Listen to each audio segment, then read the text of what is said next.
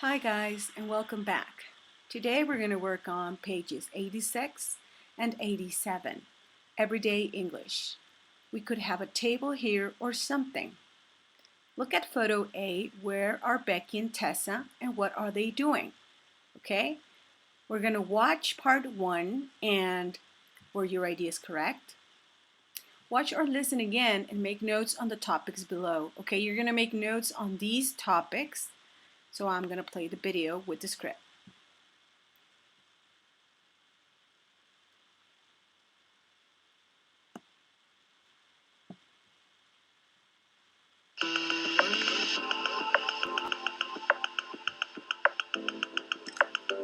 This is a really good angle. Let's have a look. Oh, that's great. We can use that one in the competition. What competition? Didn't you get the email? I don't think so. I don't remember. It's called London Architecture in Photographs. It's a free competition. The college said they'll enter our bridge photos. I'm not sure I could be bothered. I don't really see the point. Well, the first prize is £500. Okay, that's different. Let's take some more. Oh, I completely forgot the time. I've got to go. I'm meeting Tom at 12. Why don't you call him and tell him he'll be late? I can't. We're meeting the estate agent. Estate agent? Yeah, we're looking at flats. You know, we want to rent a flat for after we're married. All right. You better go then. Yeah, see you later. Bye. Good luck.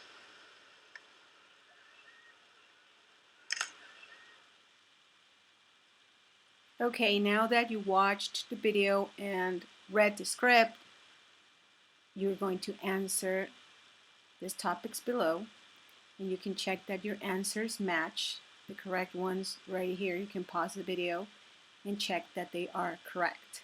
Okay, the next step is pronunciation, stress in compound nouns. Okay, let me get a closer look right here. It says, listen to the compound words and answer the questions. Okay, we got these two questions, but you first need to listen to the words. Track 3.13. Estate agent. Photography competition. First prize. Free competition. Now that you heard them, which word has the main stress, the first or the second? Look at the first words. Are they nouns or adjectives? Okay, we're going to check, and it's the first word on letter A and the second word on letter B. And on the first case, it's a noun, and on the second case, it's an adjective. So reading this, you can make the rules, you can complete them. So we can say the following. If a compound noun is a noun plus noun, I mean when a compound noun is made by two nouns, we usually stress the first word, okay? But if a compound noun is adjective plus noun, we usually stress the second word, okay? So check that rule. It's a rule of pronunciation, so your English could sound more natural, okay? Now carrying on, speaking and listening. Think about where you live and answer the questions. Okay, you're going to answer these 3 questions according to the place you live in. And then watch or listen part 2. Which sentence describes what happens? You're going to choose which one, so watch the video again and read the script.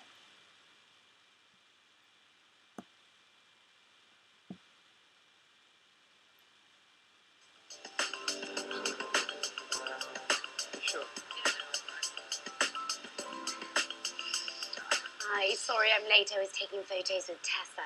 That's okay. This is Katie West. She's from the estate agent. Hi, lovely to meet you. I'm Becky. Very nice to meet you, Becky. Good. So I'll show you the first flat. We have had a lot of interest in this already.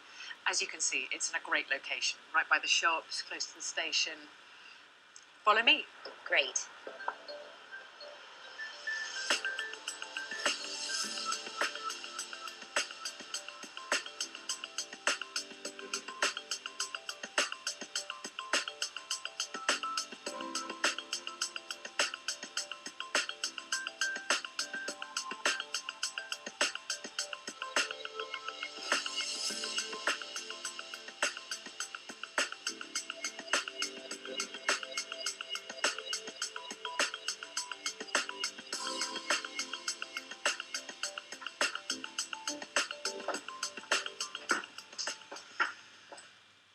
Here it is.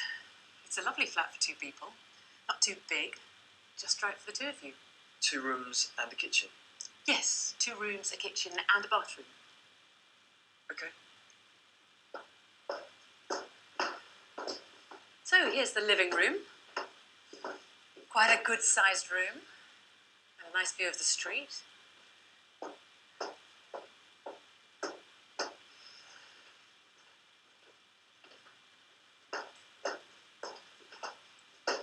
And here's the second room. It's a bit smaller, but it's perfect as a bedroom. Nice and quiet in here. Cosy.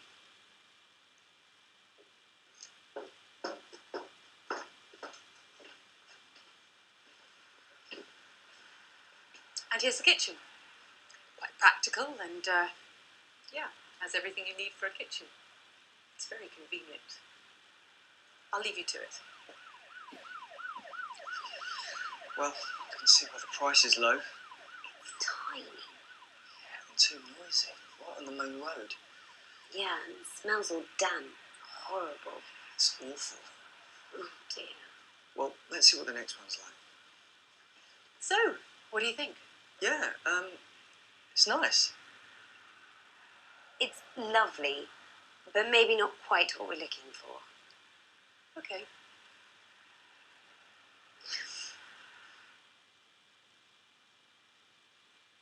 Okay, now you can check which one it is, and I'll show you that the correct answer was 3. Okay, now we continue right here.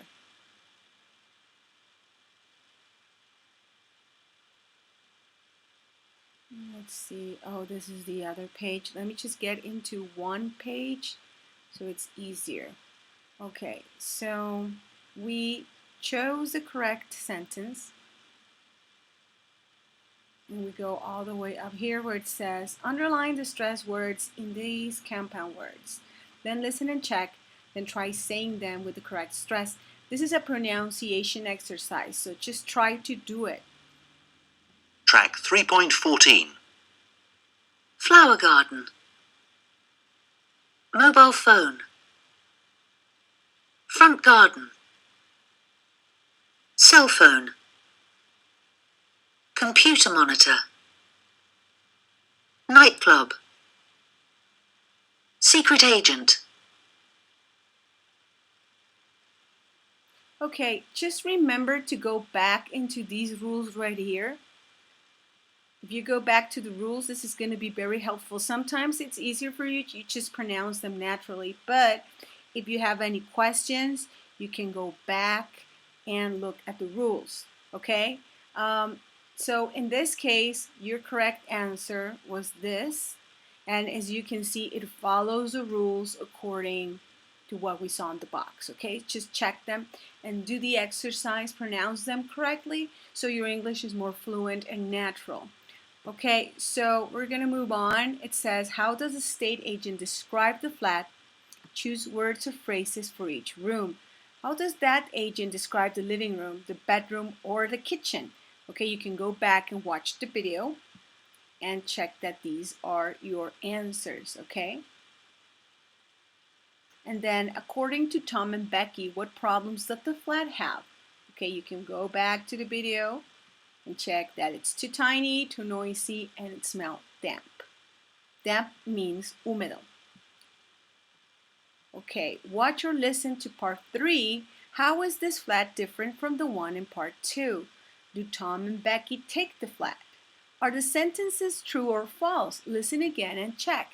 Okay, I'm going to play the video so that way you can go back when you need to. So you can answer these questions and you can state that these sentences are true or false. Okay, so pay attention to the video.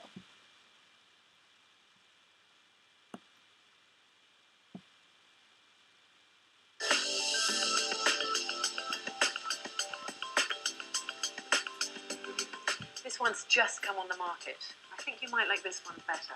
Have a look round, see what you think. Thank you.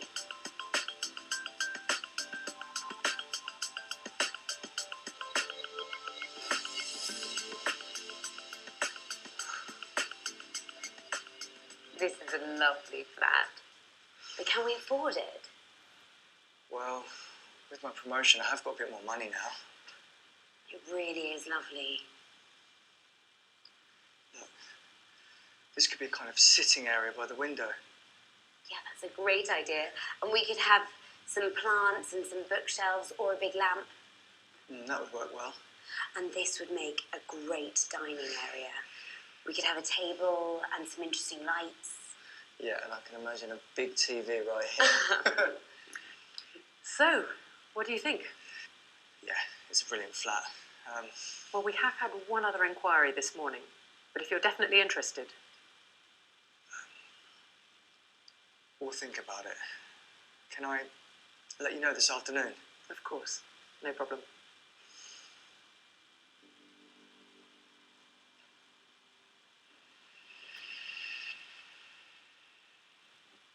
Okay, now that you watched the video and read the script, you can answer.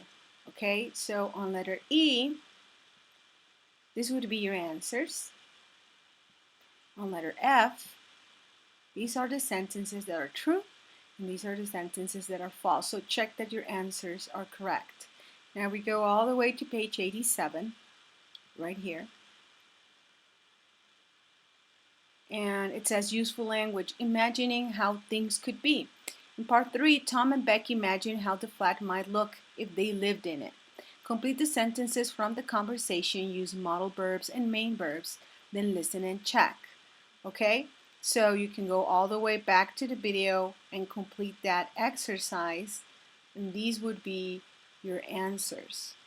On letter B, what does sentence 3 in 4A mean? Okay, you check that this is the meaning. It could have this function, it's number 2. And work in small groups and look at your classroom and try to imagine it as one of the following: an office, a bookshop, or a small flat for a student. Imagine how it might look and what might be in it. Use expressions from 4A.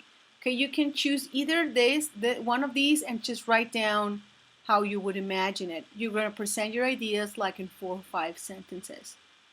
Now, on conversation skills, using vague language, listen to the conversation. Where did the speakers add the phrases in brackets? You know, the phrases right here. I'm just going to get it like so you can see it better.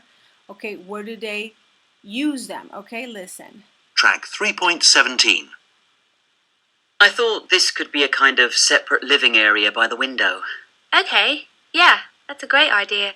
And we could have plants and bookshelves and things there, or a big lamp. That would work well. And this would make a good dining area. We could have a table here, or something, and some interesting lights. Fantastic. Okay, now that you listened and you read the script, you check that your answers are the following right here. On letter B, the phrases in 5A are examples of vague language. How do the speakers use vague language? Vague language is what we call in Spanish lenguaje vago, okay? Something that you don't say like very clearly. So the answer would be because they're not sure exactly how the flag should look. So when you're not sure about it, you use vague language.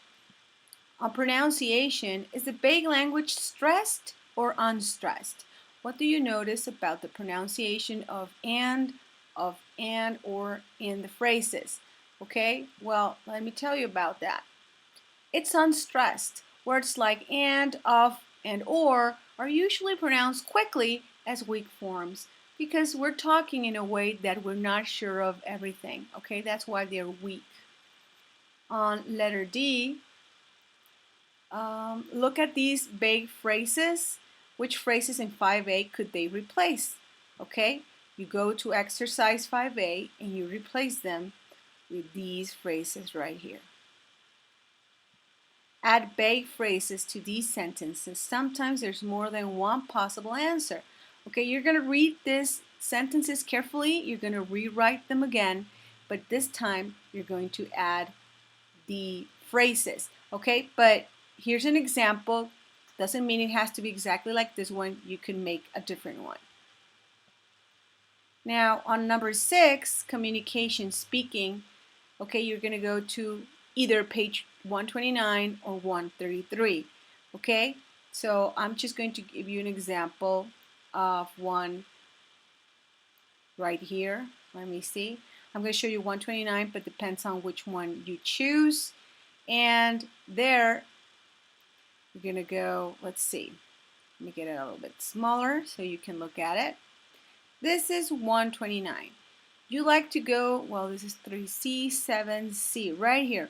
Imagine what you would do with the room shown in the picture, this one right here. Think about how you could use different parts of it, like sleeping, working, watching TV, what furniture you might put in it, and where you could put different items, like pictures, a TV, or a computer. Okay, draw a rough plan of the room to show what you would do. Think how you could use expressions for imagining and big phrases. Okay, the drawing, well, you need to take a picture of it and send it so I can look at the drawing. You either do it on 129, and there's another one. Let me show you. I believe it's on page, let me get there. I believe, no, well, that right here. Or you can do student B, you can use this picture instead. Okay, any of the pictures, again, you're going to imagine and you're going to answer it. Okay, remember, if you need to draw something, you have to send it. Okay, that's work for today. Thank you very much, guys, and see you soon.